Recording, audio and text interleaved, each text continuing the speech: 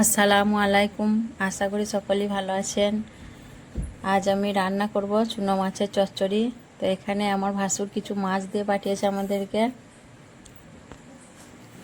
আর মাছগুলো ওনাদের পুকুরে ধরেছিল।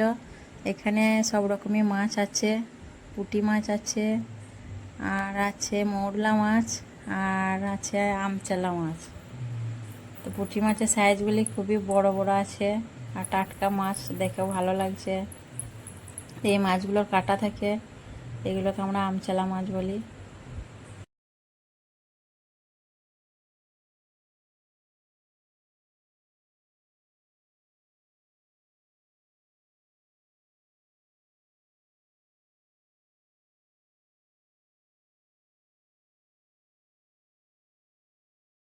তো মাছগুলি আমি এখন বেছে নেবো, পানি দিয়ে দিলাম একটু।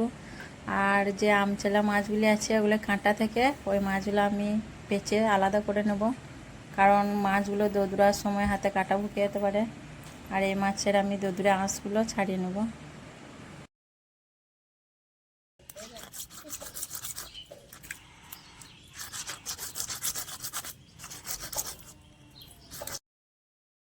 এইভাবে আমি একে একে সব মাছগুলি বেছে নেব।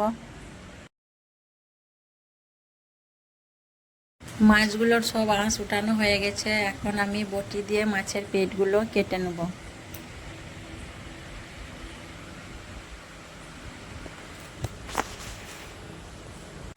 তো মাছগুলো সব আমার একে একে কাটা হয়ে গেছে। মাছগুলোতে আমি নুন মাখিয়ে ভালোভাবে ধুয়ে নেব কিছুক্ষণ পর।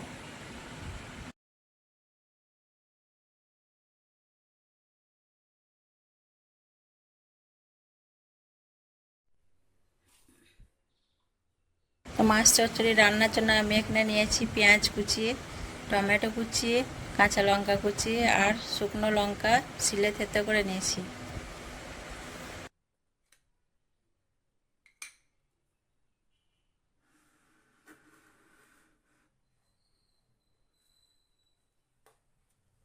কড়াইয়ে এখন পেঁয়াজ কুচিগুলো দিয়ে দিচ্ছি।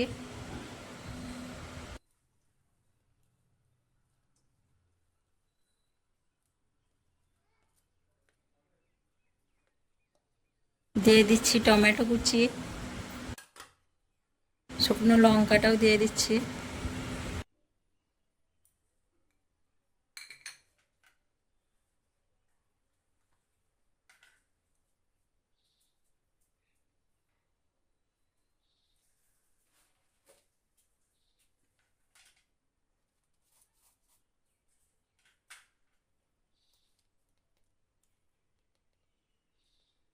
পরিমাণ মতো নুন দিয়ে দিচ্ছি।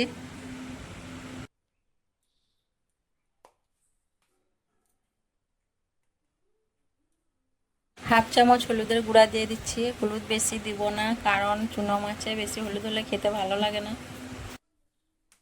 সব শেষে দিয়ে দিলাম সরষের তেল।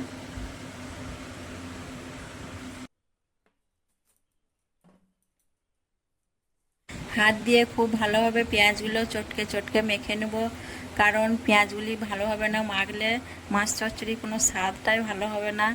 আর পেঁয়াজটা এমন মাখবো আমি যেন পেঁয়াজ থেকে পানি বের হয়ে আসে। তো আমি একটু সময় নিয়ে খুব চটকে চটকে মেখে নেব।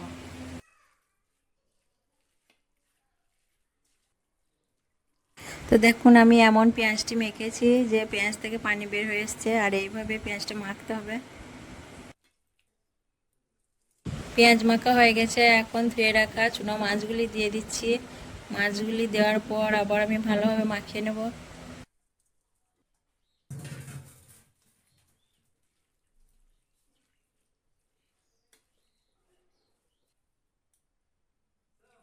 মাখা হয়ে গেছে, এখন হাতটা ধুয়ে কড়াইয়ের পরে একটু পানি দিয়ে দিচ্ছি গায়ে গায়ে, পেঁয়াজটা সেদ্ধ হওয়ার মতো।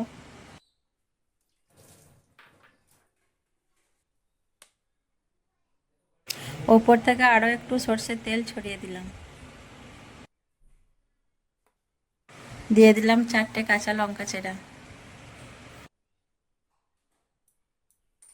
তো গ্যাসটা জ্বালিয়ে এখন কড়াটা চাপিয়ে দিচ্ছি রান্নার জন্য।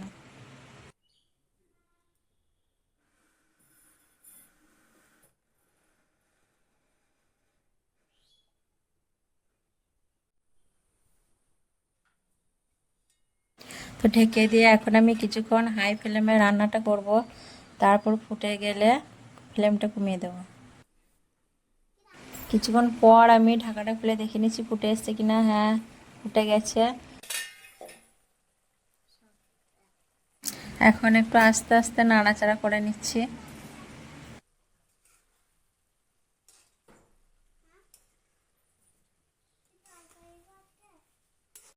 ঢেকে দিয়ে 10 মিনিট রান্না করে নেব। 10 মিনিট রান্না করার পর এখন ঢাকাটা খুলে দেখে নিচ্ছি রান্নাটা হয়েছে কিনা।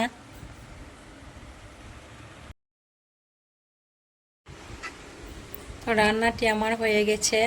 আর আমার ভিডিওগুলো যদি ভালো লাগে অবশ্যই লাইক কমেন্ট শেয়ার করবেন, আর আমাদের চ্যানেলটি সাবস্ক্রাইব করে আমাদের পাশে থাকবেন।